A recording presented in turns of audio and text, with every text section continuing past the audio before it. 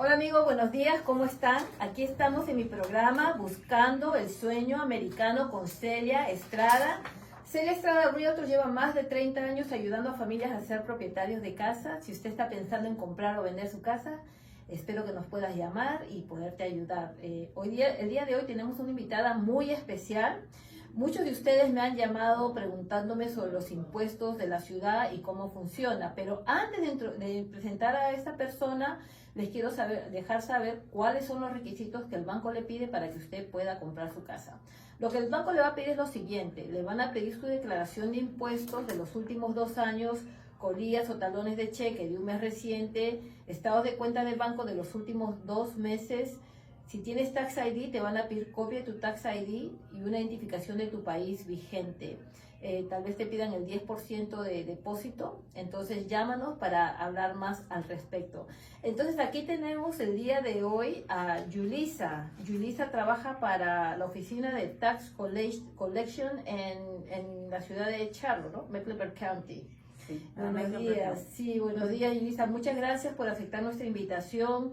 Me alegro mucho que hables español porque el inglés, tú sabes, o sea, como dijo el muchacho, no lo hablamos very much goodly, así que, pero excelente, porque así las personas que van a escuchar este programa, pues saben que va a ser en su idioma, y si tienen cualquier pregunta, pues nos van a poder llamar y hacer sus preguntas que necesitan hacer. Entonces, Yulisa, antes de comenzar con todas las preguntaderas, solamente quisiera empezar con la pregunta: ¿cuál es el propósito de la oficina de Tax Collector? Háblame un poco más sobre la compañía a la que tú trabajas. Sí, buenos días, Celia, mucho gusto. Yulisa Fernández, para servirle a usted y a la comunidad. Y yo trabajo para el condado de Mecklenburg. Okay. Y colectamos los impuestos también de la ciudad de Charlotte y de los 6 municipios dentro del condado. Entonces, el propósito de la oficina de recaudador de impuestos, en la cual yo tengo el gusto y el honor de servir, es para recaudar los impuestos que utiliza el condado, esos fondos, para entonces proveer servicios. Los hermosos parques y recreos que hay en el condado, es con esos fondos que los pueden construir y también mantener.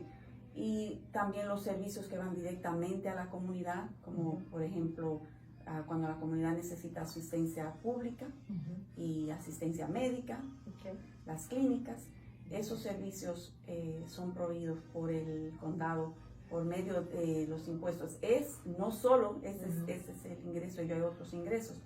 La mayoría del ingreso del condado es por medio de esos impuestos. O sea que gracias. Entonces, cuando nosotros disfrutamos esos parques, tenemos que saber que nuestros impuestos pagan todos estos parques, ¿no? Todos estos entretenimientos que disfrutamos las personas que vivimos en esta maravillosa ciudad de Charlotte.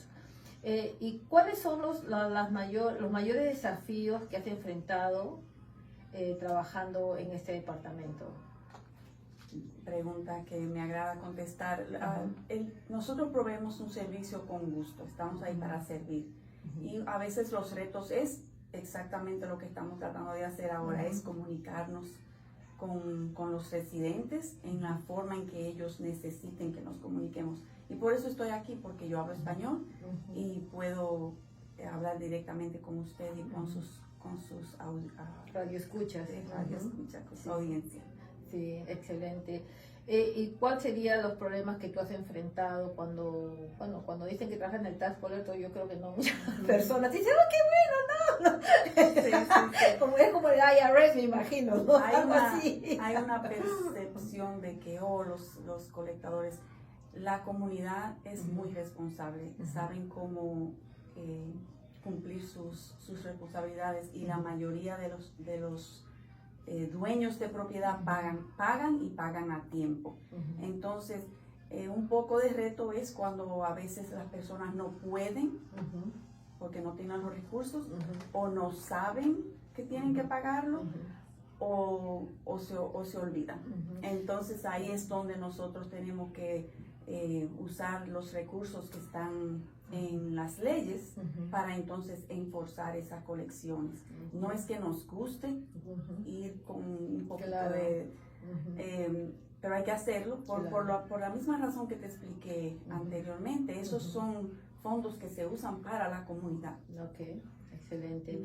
Aquí estamos en mi programa Buscando el Sueño Americano con Celia Estrada. Celia Estrada Realtors lleva más de 30 años ayudando a familias a ser propietarios de casas. Si usted está comprando, vender, invertir, nos puede llamar al 980-722-9298. Trabajamos los 7 días de la semana con cita, y estamos aquí entrevistando a Yulisa Fernández, que trabaja para el Departamento de Colección de Impuestos de la ciudad. Si usted tiene su casa, carro también, me imagino, ¿no? Todo esos son los impuestos que la ciudad le cobra, y a veces no entendemos por qué, ¿no?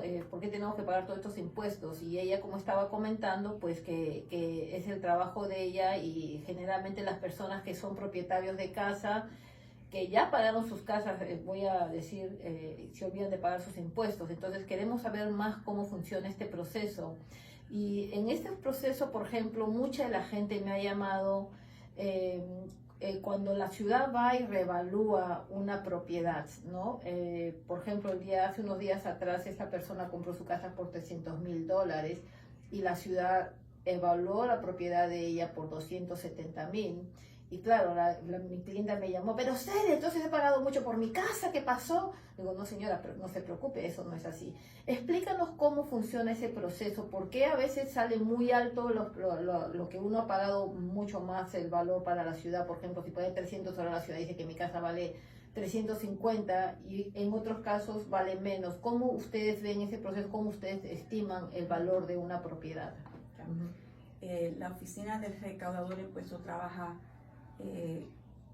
conjunta con la oficina del asesor. Entonces, el asesor es quien determina los valores. ¿Y cómo lo determina?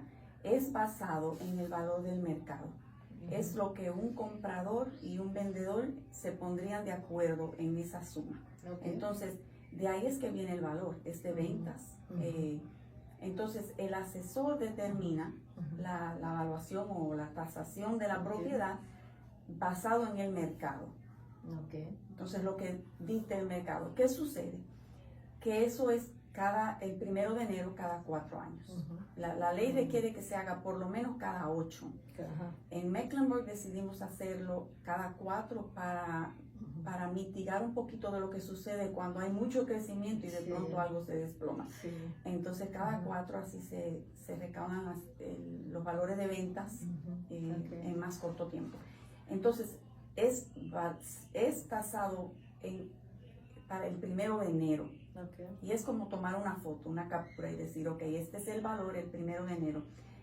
El tax bill o la factura la enviamos en julio, o sea, 7 meses después, porque hay muchos cálculos que hay que hacer y comunicación y todo. Entonces, enviamos el cobro en julio, y los residentes, los propietarios, tienen más de 30 días para pagarlo, porque se debe para el 1 de septiembre. Eso está es inscrito en la ley, es todo Carolina del Norte, no solo en Mecklenburg. Para el 1 de septiembre se pagan los impuestos. Quizás sus radio oyentes también saben de que en enero también hay otra fecha en enero. Lo que sucede es que para el 5 de enero es que si no se paga para el 5 de enero, ya ahí empiezan los intereses a calcularse a ese cobro. Entonces, algunas personas esperan diciembre, por ejemplo, para pagar, pero es por eso, es porque en enero empieza el interés, si no se paga a tiempo. Ahora, como tú habías mencionado, por ejemplo, que el asesor va y evalúa, pero el asesor no entra a la casa, el asesor solamente pasa por ahí, por la casa, y mira lo que se ha vendido alrededor, no considera, digamos, si ha habido remodelaciones, cambios dentro de la casa. No hay manera que el asesor sepa si es que no entra a la propiedad, ¿no? Es una colaboración con el dueño de su propiedad. Se le envía una carta y se le dice, en enero se le envía una carta y se le dice, esto es la información que tenemos. Entonces ahí se le invita, por favor venga a nuestra página web, lo cual es muy, muy importante, y le pedimos a su audiencia que preste atención a eso, porque es una colaboración.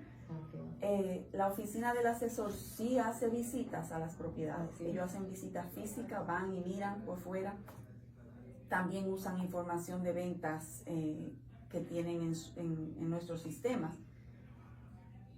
Pero también hay algo que quizás se pueda, que no esté en los cálculos del asesor. Por eso digo una colaboración, y se le invita al dueño de la propiedad que aclare, que diga, no tengo esto, sí, mi casa tiene aquello, para que haya comunicación. Ahora, ¿esta carta se lo mandan a todos o solamente a aquellos que el asesor piensa que hay algún tipo, que esta casa puede valer más tal vez en el mercado? Se le envía esa carta cuando se hace la reevaluación cada 4 años. ¿A todos, a toda la gente o no, o solamente a ciertas personas? A todos los dueños de propiedad, de bienes raíces. Okay. Se le manda esa evaluación.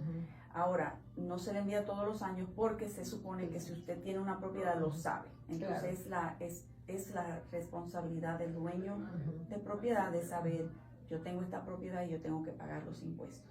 Okay. En el recaudador de impuestos, o sea, mi oficina, sí le envía el cobro en julio, basado en 2 factores, la evaluación y el tax rate, que es establecido por el condado o la ciudad o el municipio cada año. O sea, ¿cada año cambia el tax rate o cuándo cambia? Cada año puede cambiar, no necesariamente lo tienen que cambiar, pero cada año puede cambiar. Ok, entonces volviendo a lo mismo, y esta pregunta, claro, esta respuesta me importa por lo que la gente me llama generalmente a final de año, ¿no? Ahora, en este caso que a esta persona le llegó muy alto y ahora porque si le llega muy alto los impuestos, quiere decir que ahora si tienen una hipoteca sobre la casa, van a tener que pagar, ahora la hipoteca le sube, ¿no? Es más, hace poco me llamó otro cliente que le subió $200 el pago, porque los impuestos le subieron un montón. Y cuando vimos los comparables, porque me dijo, Celia, mire, por favor, entonces yo miré los comparables rapidito y le dije, no, digo, tu casa no vale tanto. Y en este caso, ¿cuál sería la sugerencia a este cliente? Cuando se hace la evaluación, se le pide, se le informa al dueño de propiedad, entonces hay un periodo de apelación. Y de nuevo, el asesor es una magnífica persona y es muy buen comunicador. Él hace programas también, sale a la comunidad a hablar de esto y a informarle a los dueños de propiedad, hablen con nosotros, por favor, vengan. Si su evaluación ustedes creen que está incorrecta, entonces apelen. Y hay un proceso para apelar y es un proceso que se puede hacer en línea y también en persona. Para que, de nuevo, para que le ayuden a esa oficina a tener la evaluación correcta. Se hace esa apelación y es posible que el dueño de propiedad, basado en la documentación que provee, que sí se le pueda hacer un ajuste. Ahora, en este caso, por ejemplo, el asesor dijo, bueno, tu casa vale, en este caso con este cliente, ¿no? Él compró $350, su casa ahora vale $100,000 más en un año, y vimos que no, su casa no vale tanto, es más, su casa se ha devaluado. ¿Cómo él va con el asesor? ¿Él tendría que ordenar una evaluación, pagar a un appraisal, un evaluador, o él puede llamar, digamos, a un realtor y decirle al realtor, hazme comparables para yo presentarle al asesor? ¿Cómo funciona? Ahí es donde mi conocimiento está un poquito limitado, porque yo trabajo en la oficina de recaudador, pero sí hay un número de teléfono donde pueden llamar y también pueden visitar la página web mecnc.gov.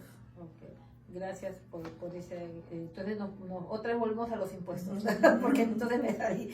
Entonces, tú habías comentado que estas personas que no pueden pagar, porque, claro, cuando tienes una hipoteca estás acostumbrada a que el banco pague, ¿no? Entonces, terminas de pagar tu casa y te olvidaste que tienes que pagar tus impuestos a final de año, ¿no? Entonces, tú dices que la carta sale en julio y ellos tienen que pagar más tardar, digamos, preferible a finales de diciembre y no esperar hasta el 5, porque si no empiezan las multas.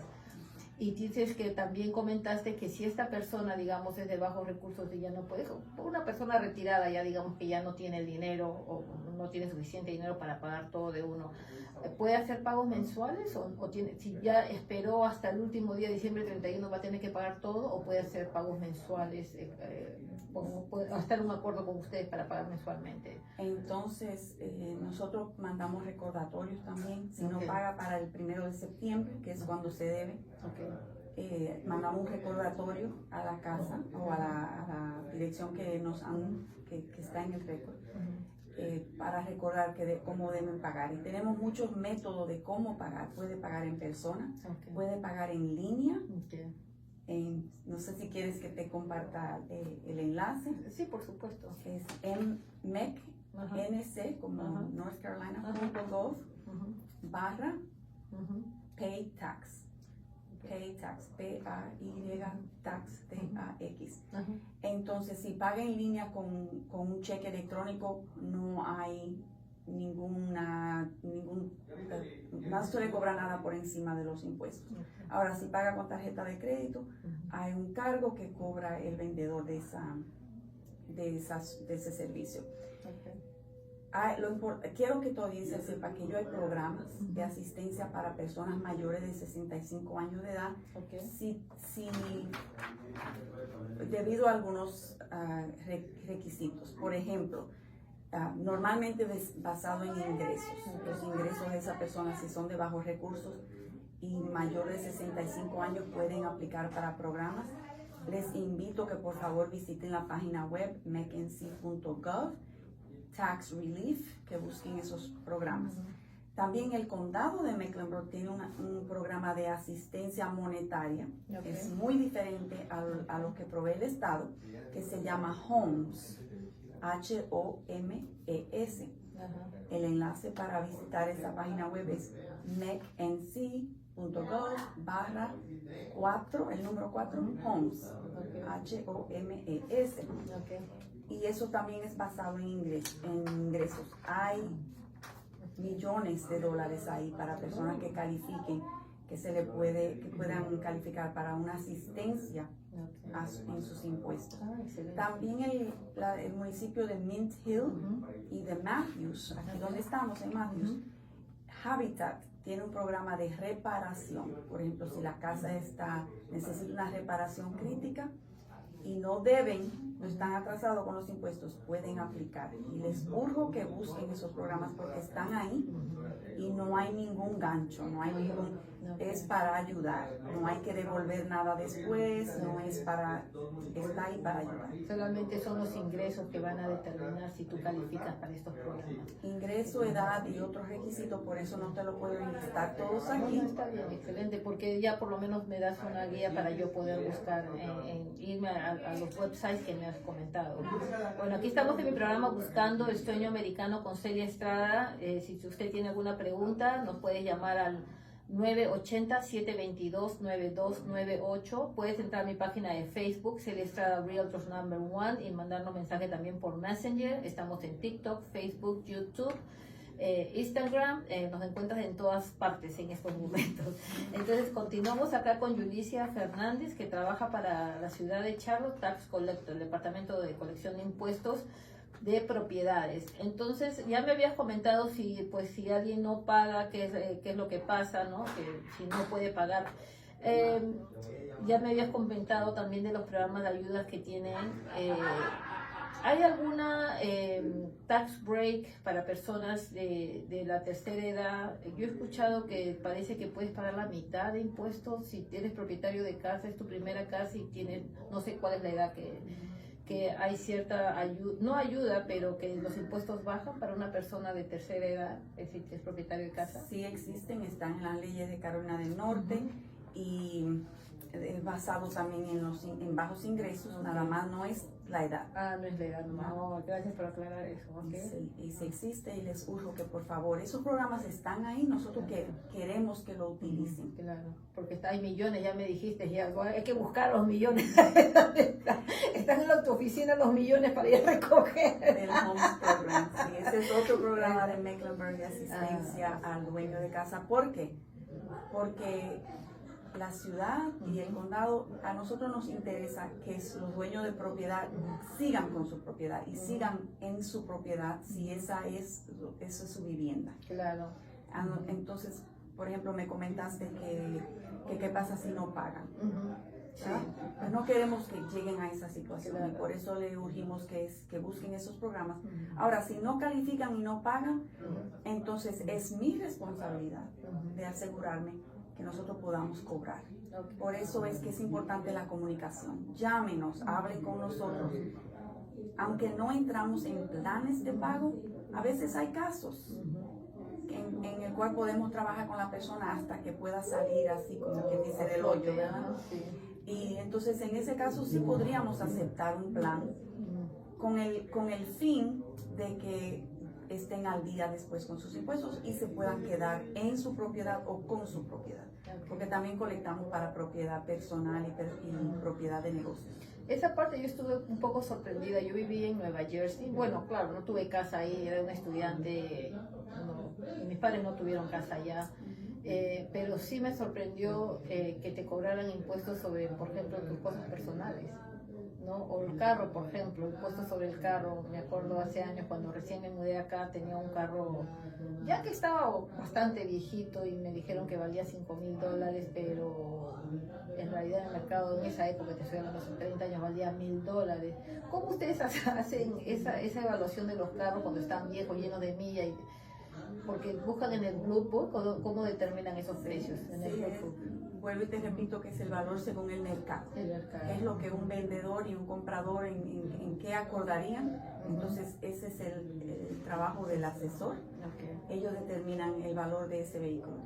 Y el impuesto al vehículo es impuesto a propiedad privada cuando no está registrado. Ahora, si está registrado, se cobra ese impuesto junto con la registración en el departamento de motor vehículos, o también decimos DMV. Ahí se paga, no se paga en la oficina del recaudador de impuestos. Eso es algo que sucede mucho, que a veces vienen a pagar el impuesto del carro a nuestra oficina. Se paga con la registración, con la placa. Y también ponen impuestos sobre los animales. Me acuerdo que tenía un gatito y me cobran $15 por mi gatito. Que me sorprendió. Creo que ya allá no tengo gatito, no se murió. No existe, ya eso lo repelaron. Oh, lo siento mucho. Sí, pero ya murió hace tiempo, ya murió. Tu animalito, tu amiguito felino. Sí, 30, ya tenía 20 años, ya era hora ya que descansara, pero $15 tenía que pagar cada año por tener a mi gatita. Pero qué bueno que con razón no he recibido nada para mi perrita, que tengo una perrita ahí en la casa. Entonces qué bueno que ya no se... No vengan a pagar impuestos por su animal, que no lo cobramos. Ya no, qué bueno. Quizás hay una licencia o algo así para... Sí, para la rabia, sí. Eso no es un impuesto. Perfecto. Entonces, por ejemplo, yo he escuchado mucho que hay oportunidades que personas pueden comprar los tax lien, porque dicen que sí, puedes invertir y es una buena inversión. Si alguien no paga los impuestos, tú pagas los impuestos a esta persona, son los tax liens, ¿no? ¿Cómo funciona? O sea, ¿el Mecklenburg ofrece eso? En Mecklenburg no tenemos eso. No tienen. Sí está en las leyes de Carolina del Norte, nosotros no hacemos eso. Mira, qué bueno que diga, porque he visto así gente que se dice, no, mira, tienes que invertir, y me llaman, pero yo digo, yo no he escuchado eso. Aparte, a mí me daría pena comprar los impuestos de otra persona y después cobrar el doble, el triple, porque si no pueden pagar ya, imagínate. Y bueno, eso ya es un poco más, porque sí, incluso usted podría pagar los impuestos de otra persona y lo aceptamos muy bien, pero eso no va a quitar quién es el dueño de la propiedad. No te va a ser propietario. Correcto. Claro. Un tío, una abuela, una hermana, un vecino puede pagar los impuestos de otra persona, no hay problema, lo aceptamos, todos los pagarés lo aceptamos. Lo que no va a cambiar es el dueño. Pero eso no afecta el título de la propiedad, no lo afecta. No. Ahora, pero supongamos que yo compre, por ejemplo, tu tax lien que tienes en tu propiedad. ¿Yo puedo ponerte otro lien cuando tú quieras vender esa propiedad para recuperar mi dinero? Lo que sucede, los liens vienen cuando, por ejemplo, tomas un préstamo y usas esa propiedad como seguridad de que lo vas a pagar. Entonces ya eso es otra cosa, ya eso sí se registra. Eso sí se registra con el municipio donde vives. Quiero hablar un poquito de lo que es el tax foreclosure, o para decirlo en español, la ejecución hipotecaria. Lo que sí sucede es que si una persona, por ejemplo, vamos a hablar de una parcela donde no haya una vivienda. No es el único ejemplo, pero vamos a hablar de ese ejemplo. Alguien tiene una parcela, quizás no le está pagando los impuestos, o quizás la heredó. Esto sucede mucho. Alguien hereda un pedazo de tierra, una parcela, y quizás hay 3 o 4 dueños y deciden que no lo pagan. Entonces, esos impuestos se van acumulando y nosotros tratamos de comunicarnos, enviamos cartas, hacemos llamadas y nada sucede. Bueno, pues al final del día somos responsables por recaudar esos impuestos. Entonces, lo que usamos es una firma de abogados que empiece un caso en la corte para una ejecución hipotecaria, donde entonces lo pondríamos por venta al público. Ahí si hay alguien que quiere invertir, puede ir y hacer una oferta y comprar esa propiedad por medio de esa ejecución. Eso no sucede de la noche a la mañana. Hay un proceso litigioso con eso y puede tomar de 6 a 9 meses. Entonces quiero aclarar que no es nuestro interés hacer eso. Simplemente nos lleva hasta este punto porque se van acumulando los impuestos por años. 2, 3, 4 años se pasan rápido. Eso sabe lo rápido que pasa. Generalmente, ¿cuántos años tendría que pasar para que ustedes hagan esta ejecución? No es que hay un número de años, porque desde que esté delincuente ya podríamos actuar. Ahora, tenemos una póliza en nuestra oficina que vamos a empezar con las que están más críticas. Pero miramos cada caso por su propio mérito.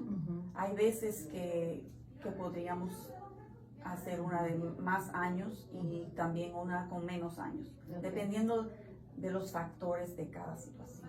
Ahora, en estas propiedades, digamos, tú hablaste de terrenos, ¿no? De lotes, que también esto pasa en casas, me imagino, porque a veces la gente fallece y deja las casas ahí, no han pagado los impuestos, los herederos no están. En este caso también sería el mismo proceso de ejecución hipotecaria para la persona que ya dejó de pagar los impuestos, no necesariamente fallecida, sino que no le dio la gana de pagar impuestos, porque hay gente que sí no le da la gana porque punto, ¿no? Ese es el último recurso en la ley. El último. Es el último recurso y no es algo que queremos hacer. Incluso te hablé de 6 a 9 meses. Sí. Entonces no es algo que nos interesa, pero sí tenemos que hacerlo y lo hacemos. Y lo hacemos. Los martes tenemos ventas en la corte, en la cuarta calle, y hay abogados ahí haciendo ventas públicas. Por eso mismo, porque necesitamos recaudar los impuestos que se han acumulado y no lo están pagando. Antes de llegar a ese punto sí hay mucha comunicación. Enviamos cartas, se hacen llamadas, se visita la propiedad, se le comunica a todos los que tengan un interés o que estén nombrados en título, o si tienen un link, a todas esas personas se le comunica. Incluso si hay algún menor en el título o alguien que está incapacitado, se le asigna a una persona para que lo represente. Ahora, cuando dicen los martes en la cuarta street, ¿uno tiene que registrarse o solamente puede ir con su bolsa de dinero a comprar esas propiedades? Es una subasta. Una subasta, entonces puede ir cualquier persona. No hay que registrarse. No hay que registrarse y no hay ningún requisito aparte de que sea responsable de tener esos fondos cuando vaya a esa subasta y diga sí, yo ofrezco tanto. ¿Puede ser esta subasta, la persona puede financiar o tiene que ser todo pagado al cash, al contado? El depósito se necesita en cash, fondos efectivos. Entonces hay un proceso, el abogado le hablaría de cuáles son los requisitos. Y no no es que termina ahí, no es que yo fui a la subasta y ya la tengo. Hay un periodo de 10 días donde eso se registra con la corte. Entonces otras personas pueden ir directamente a la corte sin ir a la subasta. Y entonces a poner su oferta. Sí, entonces el mejor postor, al final de cuentas, es siempre el mejor postor. No es o sea que en el momento ya ganaste, sino que 10 días después, y en esos 10 días pueden venir diferentes personas y apostar, ¿no? Y el último que apuesta, me imagino, ¿y cuánto tiempo? O sea, 10 días, después de 10 días ya ahí agarran la última. Entonces, es exactamente correcto. Entonces, cada vez que hay una nueva apuesta, entonces empiezan 10 días de nuevo. Para darle la oportunidad a otras personas que están interesadas a apostar. Entonces, al mejor postor, al final, ya después que pasen esos últimos 10 días, entonces esa persona tiene que ir con los fondos y ya esa propiedad pasa a ellos. y ahí es cuando entonces recibimos el dinero de los impuestos. Y el resto, si sobra dinero, eso se le va eso va para el dueño de esa propiedad. No es que se la quitamos y todo. Pero ahora en este caso el mejor postor, entonces el dueño sigue siendo propietario, ustedes venden porque no han pagado los impuestos y lo que ustedes recaudan, ustedes se cobran lo que el dueño les debe y el resto se lo dan al dueño. Es lo que me estás mencionando, ¿no? Nuestra oficina solo recibe los intereses que se deben. Perdón, los impuestos y los intereses que se deben.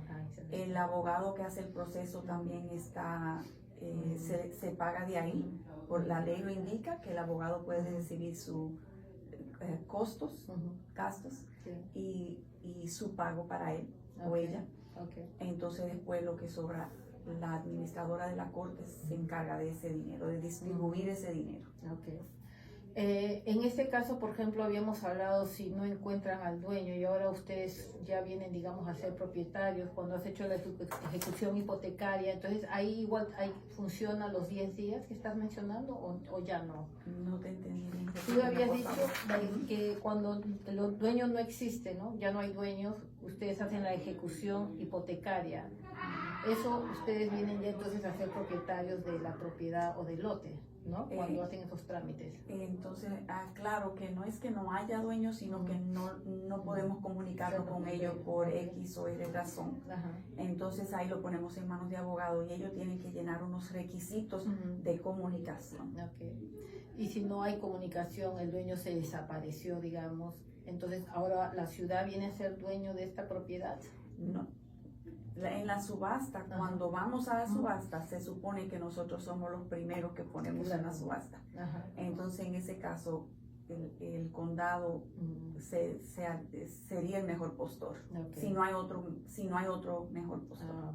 El condado primero. ¿Y el condado vende estas propiedades también o no necesariamente? Por medio de la subasta. O sea, siempre va a haber la subasta y estos 10 días. Siempre va a haber la subasta y a nosotros no nos interesa quedarnos con la propiedad, es para que la compre alguien que sí pueda pagar los impuestos, que sí pueda hacer algo con esta propiedad y no queremos ser el mejor postor. No vamos a competir con nadie. El mínimo es del condado, pero cada vez que haya alguien que sea mejor postor, ya nosotros quedamos detrás. Excelente. Yulisa, me ha quedado cortísimo el tiempo, muy interesante, de verdad me gustaría invitarte otra vez para el programa porque me he quedado con un montón de preguntas y estoy segura que aquí los radioescuchas también tienen muchas preguntas al respecto. Te agradezco mucho por tu tiempo y mucho gracias a los radioescuchas por escuchar este programa, pero si usted se lo perdió puede ir a mi Facebook, Celia Estrada Realtors No. 1. Que tengan un excelente día. Gracias. Gracias.